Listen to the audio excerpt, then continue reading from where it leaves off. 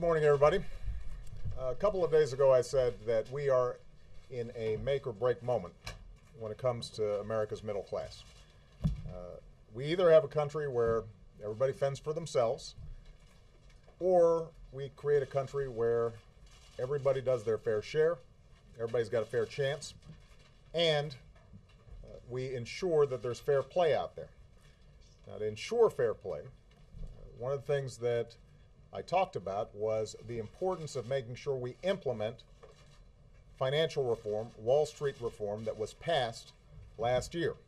And a key component of that was making sure that we have a consumer watchdog in place who can police what mortgage brokers and payday lenders and other non-bank financial entities are able to do when it comes to consumers. This is a big deal. About 1 in 5 people use these kinds of mechanisms to finance everything from buying a house to cashing their checks. And we passed a law last year that said we need this consumer watchdog in place to make sure that people aren't taken advantage of. Now, we have nominated somebody, Richard Cordray, former Attorney General and Treasurer of Ohio, who everybody says is highly qualified. The majority of attorney generals, Republican and Democrat from across the country, have said this is somebody who can do the job with integrity, who has a tradition of being a bipartisan individual who looks out for the public interest and is ready to go. And he actually helped set up the Consumer Finance Protection Board. This morning, Senate Republicans blocked his nomination, refusing to let the Senate even go forward with an up or down vote on Mr. Cordray. And this makes absolutely no sense. Consumers across the country understand that part of the reason we got into the financial mess that we did was because regulators were not doing their jobs. People were not paying attention to what was happening in the housing market. People weren't paying attention to who was being taken advantage of. There were folks who were making a lot of money taking advantage of American consumers. This individual's job is to make sure that individual consumers are protected. Everybody from seniors to young people who are looking for student loans to members of our armed services who are probably more vulnerable than just about anybody when it comes to unscrupulous financial practices. There is no reason why Mr. Cordray should not be nominated and should not be confirmed by the Senate and should not be doing his job right away in order to carry out his mandate and his mission. So I just want to send a message to the Senate. We are not giving up on this. We are going to keep on going at it. We are not going to allow politics as usual on Capitol Hill to stand in the way of American consumers being protected by unscrupulous financial operators. And we're going to keep on pushing on this issue. Now, the second thing I want to make clear about is that with respect to the payroll tax, you guys have all seen our countdown clock behind us. This is about making sure that everybody is doing their fair share and that the middle class does not see their taxes go up by $1,000 in 23 days. And we've heard recently some intimations from the Senate Majority Leader and from the Speaker of the House, or the Senate Minority Leader and the Speaker of the House, that they think we should do a payroll tax, but the question is, what price will they extract from the President in order to get it done? And I just want to make clear, this is not about me. They shouldn't extend the payroll tax cut for me. They shouldn't extend unemployment insurance for me. This is for 160 million people who in 23 days are going to see their taxes go up if Congress doesn't act. This is for 5 million individuals who are out there looking for a job and can't find a job right now in a tough economy, who could end up not being able to pay their bills or keep their house if Congress doesn't act. So rather than trying to figure out what can they extract politically from me in order to get this thing done, what they need to do is be focused on what's good for the economy what's good for jobs and what's good for the American people. And I've made very clear, I do not expect Congress to go home unless the payroll tax cut is extended and unless unemployment insurance is extended. It would be wrong for families, but it would also be wrong for the economy as a whole. All right, with that, I'm going to take a couple questions. Ben. Thank you, Mr. President. It's a very busy time. If I may, I'd like to ask you about two other important issues in the news. Republican candidates have taken aim at your approach to foreign policy, particularly the Middle East and Israel, and accused you of appeasement. I wanted to get your reaction to that. And also, I'm wondering if you personally intervened in any way in halting the sale of the morning after pill to those under 17, and whether you think politics trumps science in this case. Ask Osama bin Laden and the 22 out of 30 top al-Qaeda leaders who've been taken off the field whether I engage in appeasement. Or whoever's left out there. Ask them about that. With respect to the Plan B, I did not get involved in the process. This was a decision that was made by Kathleen Sebelius, the Secretary of HHS. I will say this, as the father of two daughters, I think it is important for us to make sure that we apply some common sense to various rules when it comes to over-the-counter medicine.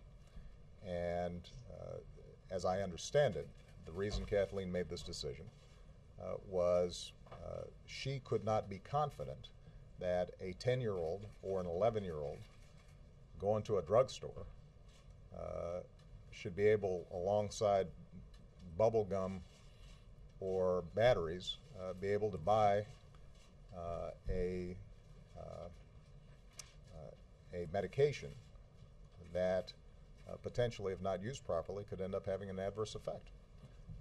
And I think most parents would probably feel the same way.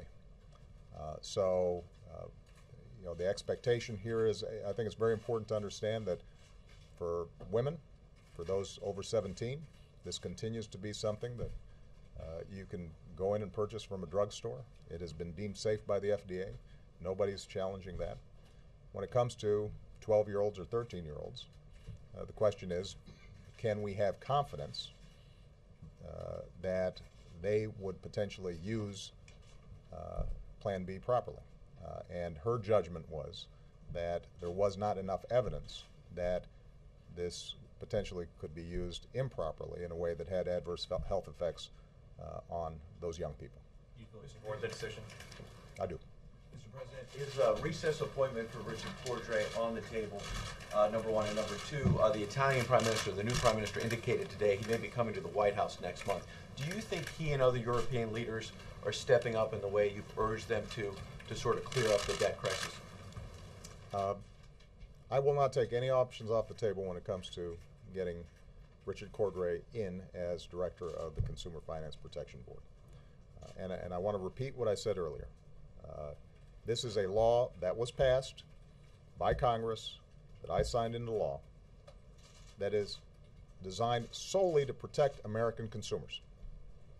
I don't think there's any consumer out there, I don't think there's any American out there who thinks that the reason we got into the big financial mess that we did was because of too much regulation of Wall Street or the financial services industry. I take it back. I'm sure there are some folks in the financial service industry who make that argument, although I'm not sure that they make it with a straight face. Let's just take a very specific example. All the families out there who have now lost their home after having paid their mortgage over and over again because they were told that they could afford this home. They didn't understand all the documentation that was involved. This was peddled deliberately to them, even though a mortgage broker might have known that there was no way that they could keep up with these payments. And now they're out on the street because nobody was making sure that there's fair play and fair dealing in the mortgage industry. Now, why wouldn't we want to have somebody just to make sure that people are being treated fairly. You know, especially when not only is that family affected, but our whole economy is affected. This is part of what I was talking about a couple of days ago. You know, we have a Congress right now, Republicans in Congress right now, who seem to have entirely forgotten how we got into this mess. And part of the reason was because we did not empower our regulators to make sure that they were ensuring fair play. That's what the Consumer Finance Protection Board is designed to do. Yeah, we had Holly Petraeus, wife of General Petraeus, who's been working to make sure that our armed services personnel aren't taken advantage of. They get transferred to a base, and next thing they know, they're taking out loans that they think are a good deal, but it turns out that they're paying 100, 150, 200% interest rates. Why wouldn't we want somebody in place to make sure that doesn't happen? It doesn't make any sense. So, so the bottom line is, you asked about the recess appointment. We're going to look at all our options. My hope and expectation is that the Republicans who block this nomination come to their senses. And I know that some of them have made an argument, well, we just want to sort of make some modifications in the law. Well, they're free to introduce a bill and get that passed. But part of what's happened over on Capitol Hill, not just on this issue, but on every issue, is they will hold up nominations. Well-qualified judges aren't getting a vote. I've got assistant secretaries to the Treasury who get held up for no reason, just because they're trying to see if they can use that to reverse some sort of law that's already been passed. And that's part of what gets the American people so frustrated, because they don't feel like this thing is on the level. European debt crisis, do you have any sense? On the European debt crisis. I am obviously very concerned about what's happening in Europe. I've expressed those concerns repeatedly to President Sarkozy, Chancellor Merkel, all the key leaders involved. I think they now recognize the urgency of doing something serious and bold. The question is whether they can muster the political will to get it done. Look, Europe is wealthy enough that there's no reason why they can't solve this problem. It's not as if we're talking about some impoverished country that doesn't have any resources and is being buffeted by the world markets, and they need to come hat in hand and get help. This is Europe with some of the wealthiest countries on earth, collectively one of the largest markets on earth, if not the largest. And so if they muster the political will, they have the capacity to settle markets down, make sure that they are acting responsibly, and that governments like Italy are able to finance their debt. And I think that Chancellor Merkel has made some progress with other European leaders in trying to move towards a fiscal compact where everybody's playing by the same rules and nobody's acting irresponsibly. I think that's all for the good, but there's a short-term crisis that has to be resolved to make sure that markets have confidence that Europe stands behind the euro. And we're going to do everything we can to push them in a good direction on this, because it has a huge impact on what happens here in the United States. They are our largest trading partner, and we're seeing some positive signs in our economy. But if we see Europe tank, that obviously could have a big impact on our ability to generate the jobs that we need here in the United States. I'm going to answer one last question. Kristen. Kristen, Mr. welcome. President, thank you. You just called on Congress not to leave until they resolve this issue over the payroll tax cuts and unemployment insurance benefits. Can you say definitively that you will postpone your own vacation until these two matters are resolved? And also, on Iran, we've heard some sharper language from members of your administration about Iran recently. Are you intentionally trying to ramp up the pressure on Iran? And given that you've stated that no options are off the table, should we take that to mean that you are considering some other options? No options off the table means I'm considering all options. Can you tell us specifically what those options might be? No. But what I can say with respect to Iran, I think it's very important to remember, particularly given some of the political noise out there, that this administration has systematically imposed the toughest sanctions on Iran ever. When we came into office, the world was divided. Iran was unified and moving aggressively on its own agenda. Today, Iran is isolated, and the world is unified and applying the toughest sanctions that Iran's ever experienced, and it's having an impact inside of Iran. And that's as a consequence of the extraordinary work that's been done by our national security team. Now, Iran understands that they have a choice. They can break that isolation by acting responsibly and forswearing the development of nuclear weapons, which would still allow them to pursue peaceful nuclear power, like every other country that's a member of the Non-Proliferation Treaty, or they can continue to operate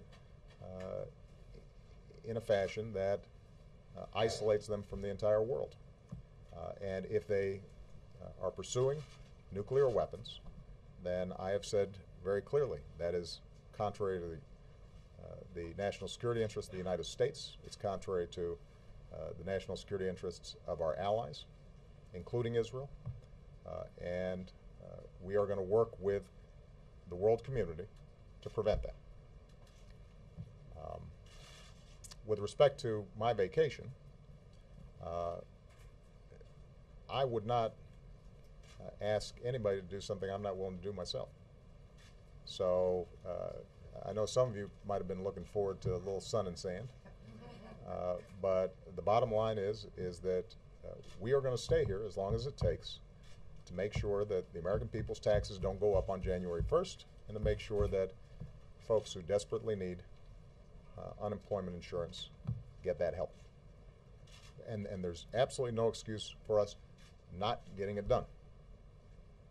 Keep in mind on the payroll tax cut, this is something that Democrats and Republicans agreed to last year with little fanfare. And it was good for the economy. And independent economists estimate that for us to not extend it right now, to not extend payroll tax cut, not extend unemployment insurance, would have a significant adverse impact on our economy, right at the time when we're supposed to be growing the economy. So, when I hear the Speaker or the Senate Republican leader, wanting to dicker, wanting to see, what can they extract from us in order to get this done, my response to them is, just do the right thing. Focus on the American people. Focus on the economy right now. I know the suggestion right now is that somehow, this Keystone issue will create jobs. That's being determined by the State Department right now, and there is a process. But here's what I know.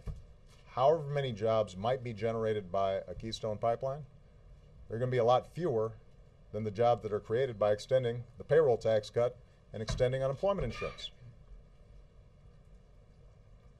Get it done. And if not, maybe we'll have a white Christmas here in Washington. And I look forward to spending a lot of time with you guys between now and the new year. All right? Thank you, guys.